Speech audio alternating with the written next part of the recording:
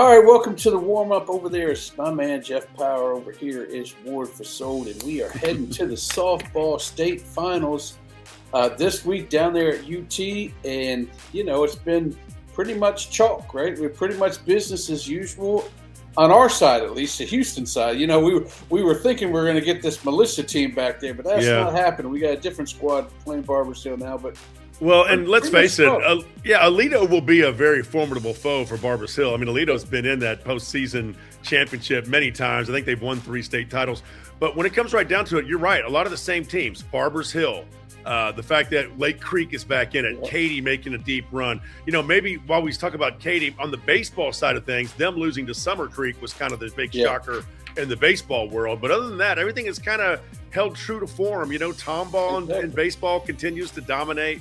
So if me and you talked before the season started and said, hey, let's predict who's going to be there. Yeah. This is, you know, we get 85% right, I would think. I mean, everything is going smooth. But let's start off with the softball as we go into the lineup.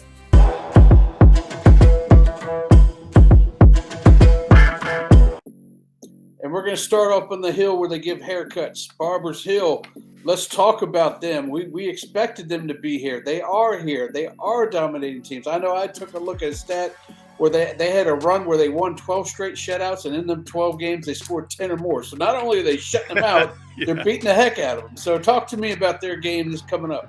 Well, you know what? I mean, they've been there, done that, right? They're making their 3rd championship game appearance since 2021. When they won it all, they were called national champs back then, and they beat Aledo. Hey, there you go. Nice little connection there. Barbers Hill, of course, 39-5. Aledo, Aledo, it comes into this game 30-10. So, you know, and then, of course, when you talk about Barbers Hill, let's start with pitching. Macy Bryant, she's 30-1 now as far as pitching. She's an LSU commit. I mean, when she's in the circle, she's dominant. And they've got Taylor Lozano, who can come in relief if need be, but they probably won't need her. But, you know, the big thing for me when I look at Barbers Hill is the run totals. I mean, you know, they're averaging 9 runs per contest in the last 7 games. They've outscored teams like Leander 19-2 in that 2-game sweep. They beat LaPorte 26-6 in 3 games. I mean, you know, when you look at those kind of numbers, that's a lot of runs in softball. I remember back in the day, man, 1-0 and you were happy, you know. Things have changed. They moved that circle in, the rubber in, and now it's on, right? Everybody can hit. But you know, when you think about it, Barbers Hill has 6 batters batting over 400 and 4 that are batting over 350. You only get 9 players. I mean, they got bench players that are doing 350. You know what I mean? Yeah. So they're loaded. They only have 1 senior, too. So if you think this is just something that's a fluke thing, hey, they're going to be good again next year, too. You might as well just get used to it. They are 4-1 against teams that are actually in this state championship in Austin this week. So think about that. You know, they beat Katy early in the year. They did lose to them in the final game of the regular season, which was kind of I like to think of that as kind of a throwaway game. It wasn't on the original schedule. Both of them wanted to play somebody tough before the postseason. But no doubt about it, they're fired up, ready to go. Barbers Hill also beat Pearland 10-0, I might add. Of course, the Oilers, we'll talk about them in a minute. They're in it as well. Aaron Fuller, the head coach of Barbers Hill, has done a great job with a young team. And we'll hear from him in just a little bit in our media segment. By the way, I did want to mention Aledo. You know, they've made 9 tournament appearances. They've won 3 state titles. They pulled the mother of all upsets, like you said, beating Melissa, who had knocked out Barbers Hill last year. So all these little kind of cool little scenarios playing out. I believe one of their big star players is Brooklyn. She's awesome. Man. Her stats are amazing. She had the big home run in the 6th inning to win that game.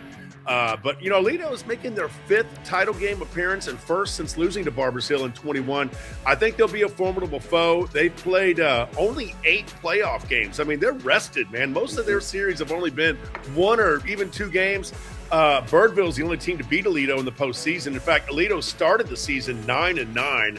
I'm not sure what was going on early on, but after they lost to Grapevine in the 18th game, they've been dominant ever since. I think they lost to Birdville in the playoffs. Other than that, they've been really doing well.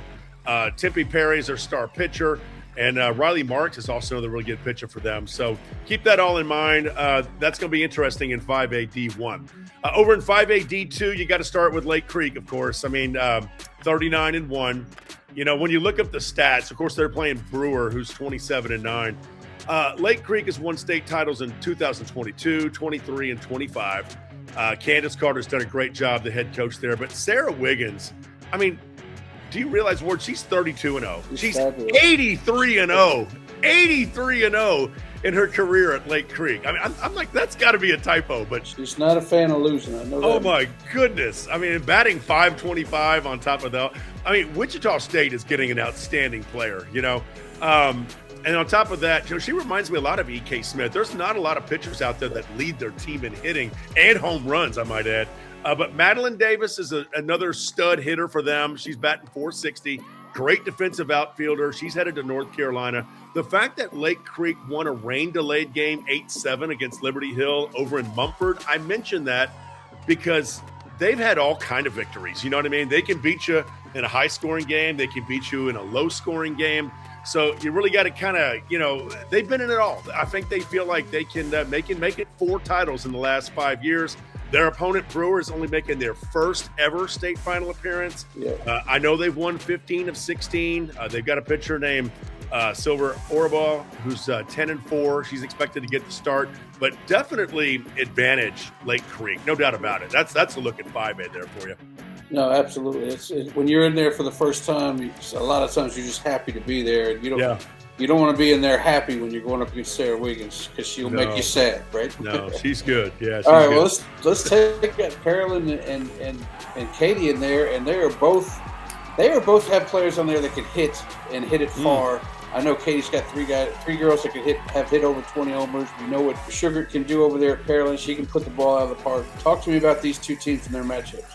Yeah, Sugar's like the only one batting over 600, I think. She's just had an incredible season. 6A D1 softball we're talking about, it's 37-6 Pearland against defending champion Waco Midway, 35-5-1. I think the one thing that kind of stands out to me on this, you know, Pearland's really done well the last 3 years, and the number 3 seems to stand out. You know, they've won 3 state titles, 96, 2010, and 2023. Their head coach, Michelle Hayden, was an assistant under Lanny Clark during that program's title run 3 years ago. And you know, and since then, Pearland has a 98-20 record with 3 district championships in those 3 years. That's nuts. So the Oilers are kind of right here with a lot of these other schools like Barbers Hill and Lake Creek. They've been really dominant, and they're doing it at the 6A level. You know, and they had a tough series against Buda Johnson. They had to win the last 2 games in the semifinals to advance. Senior shortstop Elena Juice, she's batting like .554. She's doing great. She had a pair of homers in each of those last 2 victories. Of course, Pearland has not really been challenged much in the postseason outside of that series. They're 9-2 in the playoffs. Only the team to take them to 3 games was Atascocita. And Pearland won that game 3, by the way, 16-3. So they've been on a roll ever since. Madeline Guzman is just a stud, 27-3 in the circle. Her battery mate senior, of course, is Peyton Sugart, who we mentioned earlier. She's batting .615. And let's not forget, Midway claimed the program's 3rd state title last year with that 9-1 win over Clear Springs. The Panthers have one of the top pitchers in the state in junior Baylor commit Peyton Phillip. And she was named the MVP of the state championship game a year ago, and she's 27-3. So I definitely think, you know, if you want to test, that's it. I mean, you got to beat the defending champs if you want to be the state champion this year if you're Pearland. Yeah, it's definitely going to come down to pitching. There's a great pitching matchup in the nightcap, too, Division II with Katy and Forney. I know Forney throws 2 pitchers out there, and they both play in the same game. Avery Pitts and Emma Santos. You can catch one of them pitching 4 innings and the other one picking the other 3, and they both have under 1.30 ERA, so that's going to be an issue right there. But like we said, Katy's got them sticks. Well, and you know what? Katy has a similar situation with their pitching. I mean, that freshman pitcher they've got, Haley Schmidt, is awesome. I mean, she's 16-1. You know, she can be brought in for relief in a moment's notice. But I think everyone kind of knows that if you're going to take on this Katy team, Meghan Vanetta, who is the head coach, will be the first to tell you she's got to go with her main starter, who's just done so well for her all year long, and that's Ella Kate Smith. I mean, she's 13-1. She's going to Oklahoma. Enough said, right? I think I just saw where the Sooners, for the first time in over 2 decades, are not in the College World Series. Yeah, she'll turn that around for them. I mean, right? that just shows you. Yeah, that shows you how dominant they've been in softball. But Katy, I mean, she's not just a great pitcher. I mean, she's batting .633. And then, of course, they got a senior going to NC State, Evie Williamson, batting .606, combined 47 homers between the two. They've got almost 100 homers as a team. I mean, that's unheard of, man. They got some serious star power over there at Katy. And, of course, Forney, they won it all in 2018, and they won that in Class 5A. They're back in the state championship game now for the second straight year, now, of course, in 6A. The Jackrabbits fell victim to Kingwood last year in the state championship game. I was at that game. And I just remember that was a nail biter, too, until late. Forney has 2 pitchers like Katy who can get the job done, as you mentioned. Avery Pitts, she's 20-1. Then they got that junior, Emmy Santos, she's 17-2. The Jackrabbits have won 25 consecutive games and are allowing just 1 run per game this year on average. That's nuts, man. That's a deadly matchup there. That's the best way to close out the whole championship, too, which will be the last game on Saturday. Talk to me about any other teams that we may have done there. Let's just touch real quick. We got Liberty. They're 38-6 on the outskirts of Houston. They're taking on a good Brock team that's 32-10. Liberty, when it comes to reaching the state semifinals, they're kind of a regular. I mean, they won the state title in 2018, 21, and 22. This year, of their 6 losses, 5 are against Class 5A and 6A teams. So they play a lot of tough competition. Liberty junior commit for Florida State is Bailey Taylor. She's batting .526 at the plate, 25-4 in the circle as a starting pitcher. And Liberty's won 23 consecutive games before losing game 1 in the regional finals against Aledo early on in the playoffs. But they've been rallying and rolling ever since. They had 2 straight wins in that series, then defeated Wimberley 4-0 in game 1 of a semifinal playoff. I think that was just a 1-game series, if I'm not mistaken. So the Brock Eagles are led in the circle by sophomore Allison Coleman, who has a 27-5 record. Brock's won 9 in a row since losing its first playoff game. So that'll be an interesting matchup. And one other game, let's give Ganado a shout out. Class 2A. I remember going to Ganado and dropping off one of our Chevrolet trophies over there, exactly. They defeated Groveton in the state semifinals. They'll play Bosqueville in the state final in Austin. Their star players are Lacey Holt, who's batting .574, and Casey Benavidez, who has 15 homers and 53 runs batted in. Sailor Burris is their star pitcher. She's got an ERA below 1.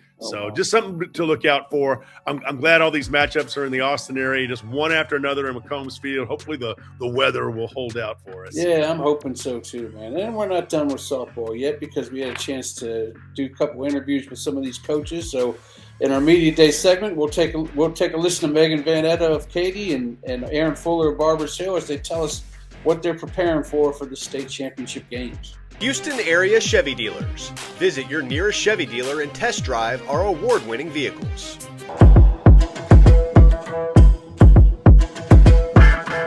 All right, so Coach Vanetta, what a game to reach the state championship round. Your team has shown a lot of resilience, especially in the last 2 series. What are you most proud of them this season? I think I'm the most proud of the way that they've just dealt with adversity.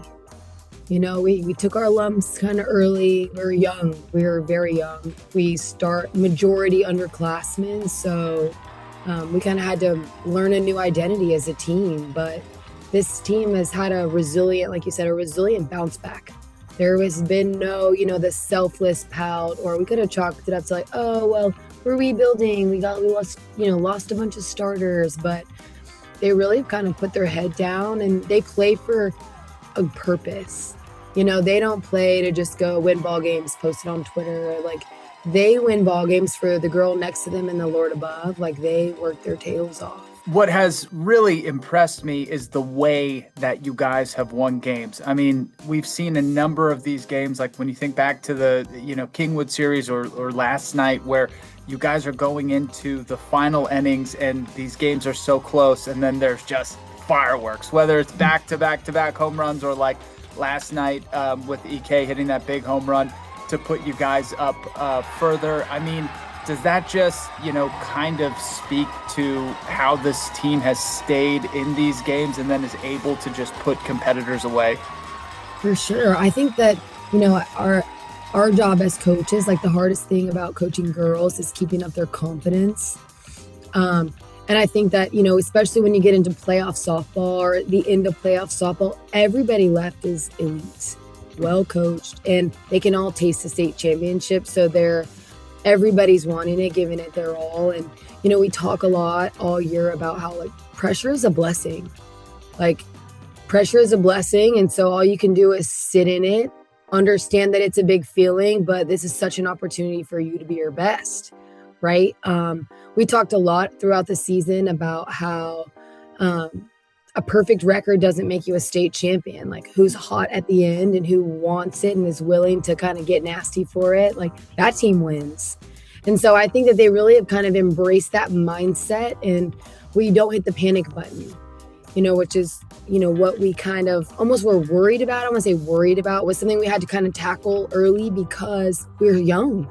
Like I said, we start 3 freshmen, a few sophomores who maybe on the team last year, but weren't starters. So they didn't kind of have that same type of pressure. And this community loves the Katy Tigers and they show up always. So it brings a different playing for someone else, and it brings a different type of pressure they haven't felt before. So we've kind of had to learn how to deal with it.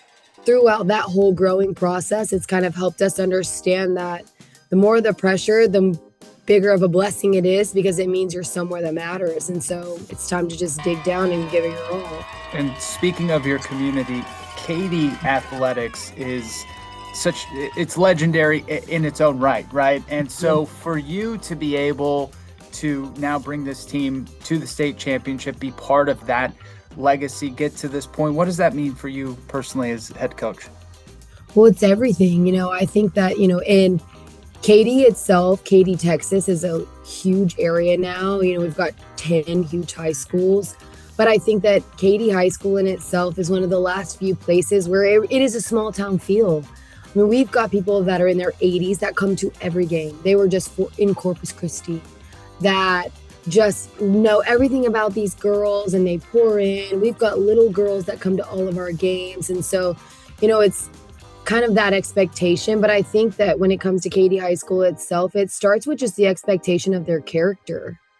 When it comes to how they are in the classroom, how they treat other people, they realize that you are a walking representation of not me, but Katy High School and the Katy softball program. And we won in 2015, we won in 2019, and I was lucky enough to be with Coach Hack and those rides also. And those players built, the aura of Katy softball that comes with the respect that comes with, oh, I play Katy softball. They're like, oh, wow, because they know that these girls are not only great athletes, but they're great kids. They make great grades. All 4 of our seniors, we have 4 seniors. Every single one of them was academic all-state, all of them. So, they really embrace what, Katy says, where it's the home of champions and competition breeds success. So I think that they just really embrace almost the confidence that comes with it. You're right, I can do this. I am part of that. So I think it's everything. And finally, what is your message to the girls this week as you get ready to play in a state championship game? I know that, it's in theory, it's another game, but it's not really another game, right? Right. My big push to them is first and foremost, they need to go take care of their bodies, right? Everybody at the end of the season is tired. Everybody at the end of the season has pitched a lot of innings. So first they need to go take care of their bodies, but this is what we've worked for, right? This is the goal always. This is the dream. They grew up being part of the fan club when the 19th state team came home. They were there. And so this is what they've grown up as little girls wanting it. So we're going to leave everything we have on that field. We're going to show up. We're going to lace up our cleats. We're going to say a prayer before the game. We're going to give all glory to the Lord, and we're just going to work our tails off and get after it. All right, Coach, we wish you the best of luck in this upcoming weekend. Thank you so much. Y'all have a great night. Thank you. All right, Coach. So you told me when I was at practice last week, you guys had unfinished business from last season. You've been treating 2026 like you've had unfinished business the entire time. What did it feel like to know you were headed back to Austin, back to the state championship game? Yeah, you're right. This team's been playing like we've got unfinished business the last couple of weeks as well. No, a great feeling. You know, this team after losing in the state championship game last year to Melissa, like I said, we had May 29th circled on the calendar since then, and so this team's been locked in and focused. And it showed this past weekend against a really good Leander team. Leander is a very good team, but man, our girls came out and played like we had something to prove, and played like we had unfinished business, and played two really good games, and took care of business and got us back to where we want to be now. You've obviously coached a lot of different groups. What makes this group special compared to the other ones? How are they different? Yeah, I mean, we've had a lot of special groups. This group is.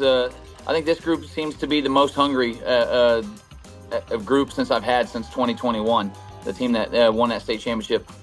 You know, I think after getting so close last year and being able to taste it and feeling like it was there in our grasp and just not being able to get it done, it kind of really has lit a fire under this group. But this group, we have one senior, which is very rare. So many juniors on our team this year. And they're so tight. They're so tight knit. They've grown up playing the game together since they were little girls. And so this is kind of a dream of theirs that they've had since they were little, growing up, and felt like it lost an opportunity last year, but they're hungry and ready to go get it this year, I think. What does it take to not only get to Austin, but to end up standing there wearing those, first place gold UIL medals? What does it take that team in 2021 had that you guys will need to have this year? Yeah, I mean, it really takes a complete team. You have to have solid pitching. We had two solid pitchers with Sam Landry and Sophia Simpson back in 2021.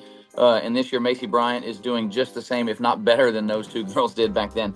The defense behind Macy has been amazing, but our offense as well. Man, our offense is clicking on all cylinders right now, and it's really what it takes. That 2021 team was a really good hitting team, but I think right now, the way that we're swinging the bats right now with this group, I think we're better than the 21 hitting team. So this group has what it takes. We're seeing the ball really well at the plate. We're being disciplined at the plate. We're swinging at good pitches.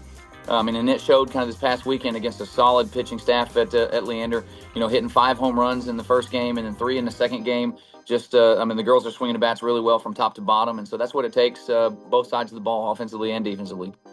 And it never ceases to amaze me how many teams from our Houston area end up representing their different classes in the state of Texas. I mean, as somebody who's been here for over a decade, coaching in this area, why is this area so competitive? Why is it such a hotbed for softball talent?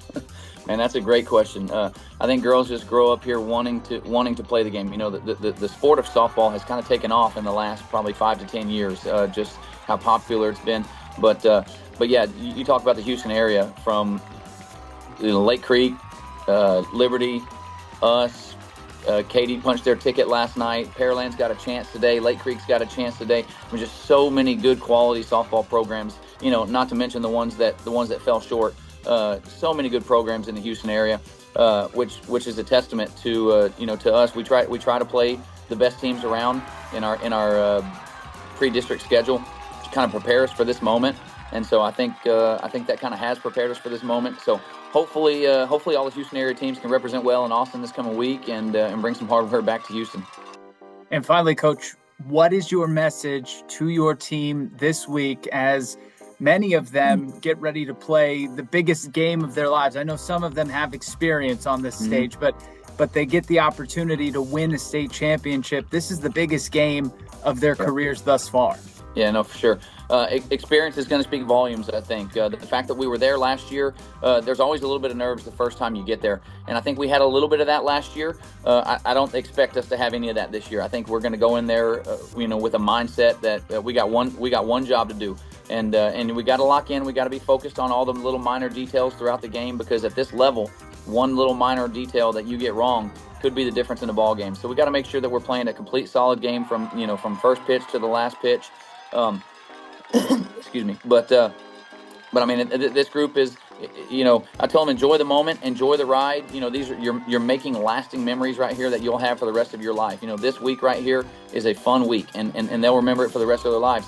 But we can't let all the extra stuff that's going on kind of distract us from the job at hand. We got to make sure that we stay locked in, and whenever it's time to play ball, we're taking care of business. Because I told them you can get distracted all week by all the fun stuff that's going on. And you can kind of lose sight of it, and you're driving home Friday night with a silver medal around your neck, or you can stay locked in and you can enjoy everything. But we know there's a job to do, and we come home and we finish the job in Austin on Friday. So I think this group's ready to go. We're going to be locked in. They're going to be ready to play, and so now they just got to go execute and do it.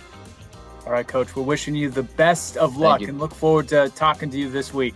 All right, thank you so much. I appreciate you having me, Zach. The Houston area Chevy dealers. Visit your nearest Chevy dealer and test drive our award-winning vehicles. Parker University. Check out our bachelor's degree in strength and human performance today. All right, thank you, coaches. Good luck this weekend. It's a state title, man. I hope we get some trophies in there. But we got some other business to take care of. We're in the state semifinals in baseball, where we talk about that in the agenda, brought to you by Allegro. Chevrolet's Inside High School Sports is brought to you by Allegro Marinade. Whether you're the family chef, a backyard barbecuer, or a jerky-making genius, maximize flavor and tenderness with Allegro Marinades.